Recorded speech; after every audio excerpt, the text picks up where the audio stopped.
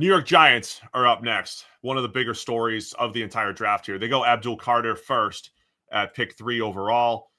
Then they trade up for Jaxson Dart. They gave up a third rounder and then a third rounder next year. So 2 threes to move from 34 up to 25 to take Jaxson Dart as their second first round pick. Darius Alexander, the defensive tackle out of Toledo, first pick of the third round. They go Cam Skattebo, third pick of the fourth round. So day 3, we were excited, Sam. Skattebo to the Giants. Marcus Bowe from Purdue, guard tackle hybrid in round 5. And then a couple 7th round picks in there, Sam. So what were your thoughts on this Giants draft? I really like this draft. I think this was an impressive one. In terms of a Reef's value chart, it's one of the best drafts as well. It's 4th in terms of the value that they got for the picks that they made as well. I think they had a really good draft. Now, a lot of this is basically contingent on whether you think Jaxson Dart is a good pick or not in a vacuum. I think he's fine. You know, I had him ranked as quarterback 3 in this draft. I certainly didn't love him, but I get it. Like it's a swing at quarterback. It's a great landing spot because he doesn't have to start. He can be QB3 for the entirety of his rookie season. And I think it would be good for him to be QB3 for the entirety of his rookie season. The development from that Ole Miss offense to an NFL offense, I think, will be significant. So the more you don't have to play him right away, the better, I think. So from that perspective, I think it's a great landing spot. Now, that would have also been true for Jalen Milroe, for Shedeur Sanders, for basically anybody they could have taken in that spot. So it's not a specific to Jaxson Dart thing, but it is a good thing for the quarterback they're picking. Abdul Carter's, you know, it's a sort of easy slam dunk, right? They weren't going to mess up that pick by taking any of the blue chip players that they were likely to have available to them. Then Darius Alexander, Cam Skattebo, nice picks. Marcus Bowe, like this, even Thomas Fedone, like these are good picks. Yeah, I think they did a really nice job. So let me start with Abdul Carter and what this means for the Giants, right? We talked about Carter a lot as a prospect. I think he was an elite edge prospect. Maybe if I was ranking them, I'd put him a tick below the guys over the last 10 years who have had that multiple years of production and great athleticism, the Myles Garrett's, Aiden Hutchinson's, Bosa's, Chase Young, etc. But I think Will Anderson I'd put in there as well. But Carter's potential is through the roof, continued to grow throughout his first year playing edge last year at Penn State. And Now you add him to the mix. He can rush the passer. He can win multiple ways. Great burst and speed around the edge, but can win with power, counter moves, the whole thing. So he has that package added to Brian Burns on the other side, who I think is definitely a better pass rusher than run defender, but one of the better pass rushers in the NFL. And then Kayvon Thibodeau, who I think has tapered off a little bit after a good rookie season, but still a pretty good player, even if he's not necessarily living up to 7th overall hype. So a 3-man group there. I don't think they've made a call on Thibodeau's 5th-year option, so they'll at least have this for 1 year, and then we'll see what happens with Thibodeau. But that 3-headed monster, at least for this year, looks formidable. And then you add Dexter Lawrence at nose tackle, probably one of the worst defensive tackle 2 situations in the NFL, we'll say, next to Lawrence last year for the Giants. And maybe they solved that with Darius Alexander from Toledo. Loved him top of the 3rd round. He's an older prospect as well. Sometimes that, again, for me, a bit of a blind spot sometimes is, you know, the difference of a 24-year-old coming in versus a 21-year-old. It does matter a little bit, but I think Alexander's just a fantastic player and another one that you can move around the line of scrimmage. He had some good reps on the edge at Toledo as well, showed some of that at the Senior Bowl. So defensive line depth is so much better now for the Giants just from adding those 2 pieces, because they had a decent foundation, but the depth was lacking. Three-headed monster at edge, and now a compliment to Dexter Lawrence. So I love what the Giants are doing on this defensive line. And it's multiple players that can take more attention away from Dexter Lawrence. Like, he is one of the best players in the NFL, but he's in the middle. He's easy to dedicate extra attention to. And last year, certainly the Giants just don't have enough people that are threats in their own right to force some attention away from Dexter Lawrence. Now, maybe teams will still decide that Dexter Lawrence is where you need the attention, but that will leave all those guys one-on-one consistently, right? And that's a good thing for this Giants defensive front. So that part I love. We should spend a minute talking about the Jaxson Dart, the decision effectively at which quarterback they were going to go with, because there were reports, I think McShay had the report saying that that Shedeur's interview with the Giants effectively was a train wreck, that they'd given him installed homework and he basically didn't do it, showed up. The report was that Daboll called him on not doing the homework. Shedeur did not appreciate being called on it, and Brian Daboll did not appreciate him not appreciating them being called on. The whole thing went terribly, right? And this is sort of coupled with the idea that, Shedeur had been wearing Giants cleats, and they were supposedly a team that was really in on it. There were also reports before that the Giants were split as an organization, right? Some of the organization wanted Shedeur, some of them wanted no part of it. And I wonder if that report is part of that. Ultimately, they end up going with Jaxson Dart, but I do wonder if how close they were to Shedeur at any point, and where, if ever, that unraveled. So, really quick, I want to touch on it quickly because the chat says, by the way, Daboll's interview with Jaden Daniels went badly too.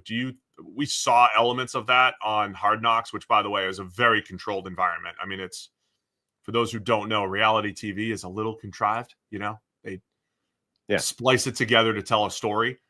I don't think Hard Knocks told the story that Jaden Daniels had a bad interview. No. I don't remember reports on that necessarily.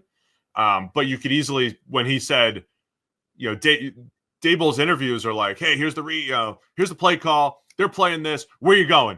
And he asked Jaden Daniels, and Jaden, what are you throwing? And he wanted, I'm throwing the slot fade or whatever. And he said, I'm throwing a touchdown. And then Daboll said, oh, I like that. But, and I saw people interpret that as like, oh, Jaden Daniels didn't know the answers. He didn't know the answer. So I don't know where the reports are there. But if this report is true that Shedeur, forget like, was he good on the board? If he just straight up didn't do the work. So if he bombed this interview with one of the 3 potential teams that could have drafted him in the top 10, can you make an assumption that he did something similar with the Browns, the Jets, and the other team, the Raiders, the other teams that were considering him? And maybe this whole thing isn't that deep. If there's only a handful of teams with QB1 needs going into the year, and Shedeur is, I think, talented enough to be a starting quarterback in the NFL. We had him as QB2 in our rankings. If he bombed the interviews with the handful of teams that could have drafted him to be the starter, maybe all the drama is not all that deep, Sam, and he just blew it in the interview process for whatever reason. Well, yeah. So I don't think that I believe the idea that Jaden Daniels had a bad interview with him last year, at least based off what we saw in Hard Knocks. But I think what we saw in Hard Knocks does suggest that Daboll likes those interviews to be a sort of confrontational, challenging, I'm going to throw stuff at you that's difficult, and I want to see how you react to that, right? Yeah. Now, some guys are just not going to react well to that. I mean, it's not a pleasant thing to be put through. And if I can imagine that rubbing certain individuals the wrong way, right? Now, maybe this is just that Shedeur and Brian Daboll immediately butted heads from a personality standpoint. But it could also be Shedeur simply didn't do the prep and made it even worse. And that, the whole thing would be a complete disaster at that point. So who knows? But it is interesting that, the Giants were potentially an interested team in Shedeur until at least that point. And remember, they had like they brought all these guys in like for one last time, really close to the draft, right? So this could have been in on him until very recently. Hey guys, just taking a quick break to tell you, hey, just over 50% of you are still unsubscribed to Check the Mic. It helps the channel. It helps to make sure that you don't miss any of our shows. So if you have a chance, hit the subscribe button right now. And they claimed that was all planned, but yeah, it was an interesting late move. Like, let's get individual workouts with everybody. So they go with Jaxson Dart, and let's discuss that decision here as well, because yeah, they traded 2 threes to go up and get him. And we say this a lot on the show. If you're gonna trading up for a quarterback makes all the sense in the world for me. Trading down when you don't need a quarterback makes all the sense in the world for me. So I love this trade for both teams, right? The Texans traded down, picked up 2 threes, good for them. And the Giants didn't it's not a massive haul to go up and get the quarterback. I approach all these. The reason why I talk process is because I say all the time, I don't think anyone is great at quarterback evaluations. There's a chance you're wrong both ways. There's a chance you don't think a guy is good and he turns out to be good. There's a chance you think a guy is great. Oh, I've got the conviction. This is my guy, and he's not good, right? We all have that. But the payout of hitting on the quarterback is through the roof. So I want to discuss quickly, what are they getting with Jaxson Dart? What did you see on film? What did I see on film? But then also the dynamic of having Russell Wilson and Jameis Winston in the room, and this idea that are Joe Shane and Brian Daboll, like, if they don't win this year, are they out? Yeah. And is there pressure to play the kid? Is there pressure to show, oh, look, Jaxson Dart, he's good, give us some more time? But what'd you see with Dart? What'd you like and not like? Start with Dart, on the field. In a way, that's why I like the move, because I think it for sometimes the general manager and the coach's motivations do not necessarily align with the best long-term future of the franchise. In this case, I think the short-term and the long-term motivation points you in the same direction, which is to play the veterans, not the rookie. So I think from that point of view, it's fine, right? They'll have him start the season, I would imagine, as QB3 behind certainly Russell Wilson and probably Jameis Winston. And then I don't see a reason you would put him in unless everything is a total and utter train wreck, at which point those guys are probably fired anyway, right? But I think you're getting above average physical tools, size, arm strength. It's all above average, but not spectacular. My favorite trait of his was there's very little lag time, I think, between him reading the play and pulling the trigger. Just as soon as he gets the green light in his head, it's instant. The ball's in the air, not always exactly accurately, not always exactly to the right place, but there's no processing time. It's like see it, read it, get the green light, trigger, go. I like that a lot. I don't think he's an explosive runner, but once he's scrambling, once he's built up a head of steam, he's kind of a load to bring down, like 225 pounds. And he sort of runs heavier than that. Like he can lower his shoulder into people and bowl them over. I don't love his scrambling instincts. And this is one area where I think he's similar to Shedeur. Like he has a lot of plays where he tries to escape and just makes it worse. I think that needs significant work at the next level. He's not athletic enough to get out of those plays at the next level. He needs to understand when it's dead, get rid of it, because you're not going to escape defensive linemen at the next level. I thought his touch on deep balls was very good. Sometimes miss those, but I feel overall that's a strength of his. But I think, and then the big problem is, or not problem, but the biggest sort of thing to work on is that Ole Miss offense is just so far away from an NFL offense. Like that's why I like the most that he's going to have basically a season to learn and sit and develop. So that part I agree with. On paper, I would love to just have him sit. I wonder if there's pressure though, right? You're sitting there in game, you're 2-5. And it's like, all right, we got to put the kid in there and see what he has before he's ready. I'm a big fan of sitting quarterbacks if you can and thinking long term. I don't know if Daboll has that luxury this year. If they're not, that's why I think Jameis gives you that luxury, right? Like if it was just Russell Wilson and the kid, then this always happens, right? The idea with not Blake Bortles, the other terrible Jacksonville quarterback. Or no, sorry, it was Blake Bortles, not Blaine Gabbert.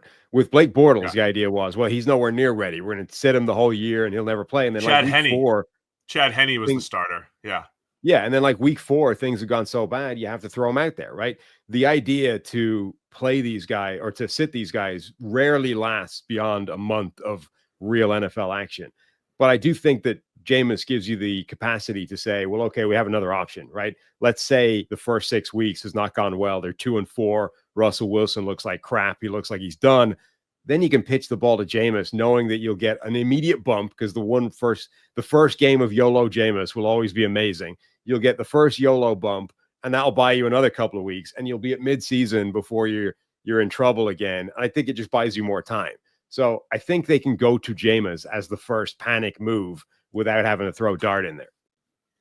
I came to some slightly different conclusions on Dart's tape. I thought he was okay processing. I thought his biggest strength was the touch, and he played with anticipation, but it was okay. Like I didn't see it exactly the way you saw. He played with some anticipation. I think he was great up to 20 yards, accuracy wise, and throwing guys open. And he made some really nice throws there. He made some nice throws outside of structure. I don't think the arm talent was special. Made this joke yesterday. If there's 32 starting quarterbacks, 29 of them have an average or better arm. 30 of them, all 32 have an average or better arm, right? He's probably on the lower end of that for whatever it's worth. And I think his deep ball is very inconsistent, but he's willing, right? So you've got this. He's going to give players an opportunity to make plays. He's aggressive down the field. So I think Malik Neighbors gets opportunities. But, sometimes he's short, sometimes he's long. I think the touch is inconsistent. And again, I agree with you. He's an effective runner, but not pocket athletic enough to avoid pressure. So that's the dynamic here for Dart behind an offensive line that still probably needs work for the Giants. And Skattebo, same thing in the fourth, an offensive line that still probably needs some work. But I think they got a lot of good players in this draft, and I'm interested to see how the season plays out and where Dart, I think their defensive line and the secondary additions that they've made, they have a chance to have a really good defense. And if they can just get a little better on the offensive line, and whoever's running the show, whether it's Russ, Jameis, or Dart at some point, get the ball to Neighbors, run the ball better with the 1-2 punch of Tyrone Tracy and Cam Skattebo, maybe the Giants have a pretty good season and they start getting the things going in the right direction. The one other thing I'll say is if they don't have a good year, because it feels like in this whole rebuilds, they still might be 1 year away. If they don't have a good year, I think it's a good foundation that they've built, right? So there's a chance Joe Shane, Brian Daboll, they get fired at the end of the year and somebody comes in and it's like, man, we've got Malik Neighbors and Abdul Carter, and we've got a foundation. We've got some good players they've brought in. Dexter Lawrence is here. Might be a good job at the end of the year if they don't win games this season. Yeah, so it's interesting because again, it's like, well, what did they? I love the players that they picked. I mean, Skattebo and Tyrone Tracy is such a fun 1-2 punch in that backfield. The concern is like, well, did they fix the areas of need on this team? And they had a lot of them going in. They did in a couple of areas, obviously. I worry whether the offensive line has had enough attention. Marcus Bowe coming in is a nice pick, but your interior starting trio may still be John Runyon, John Michael Schmitz, and Greg Van Roten, who they brought in as like the rent and emergency guard fix. That could be problematic for both the running game and for the passing game still. The wide receiver thing is interesting. They didn't add a wide receiver when people speculate they might still be in that market. Though, interestingly, they signed 4 of them as undrafted free agents. Like they appear to have prioritized, okay, we didn't get around to it in the draft, so let's grab a bunch of these undrafted free agents and see if anybody sticks. So there's just a little bit of like, they had enough needs that I wonder if they hit all of them in this draft class. But the draft class itself, I really like. I mean, yeah, the Rene Bugner draft sheet composite grade, the Patriots are the only team with a better average grade. Pretty much everybody seems to have universally loved this draft. And I mean, I'm in the same kind of category. I think it's a really good draft. Jaxson Dart, I don't love as a prospect, but I think it's a very good idea to not take him at the top of the draft, to get back in, grab him in the bottom of the first round. Overall, I think it's a really good draft. We had a super chat come in from Sports Debate Arena who said his Giants get an A-/B+ for him for this draft. Can't not be annoyed knowing Sanders or Dart would have fallen to us at 99. Could have been Royals, Ayomanor, or offensive line depth. Yeah, so I agree with a lot of that. I think it was one of my favorite drafts. It was one of my favorite drafts. Like all the players they got. I like the process for getting Jaxson Dart. He was my QB3. I think it was a fine place to take him. Skattebo has a path to the field. Of course, I love him. And Marcus Bowe from Purdue, I think guard tackle potential, moves really well. Love getting him in the 5th round. So liking the Giants draft and agree with a lot of those draft grades out there that have them near the top. Thanks for watching all the way to the end of our video. For more great content, click here to subscribe and here to watch another video. We'll see you again soon.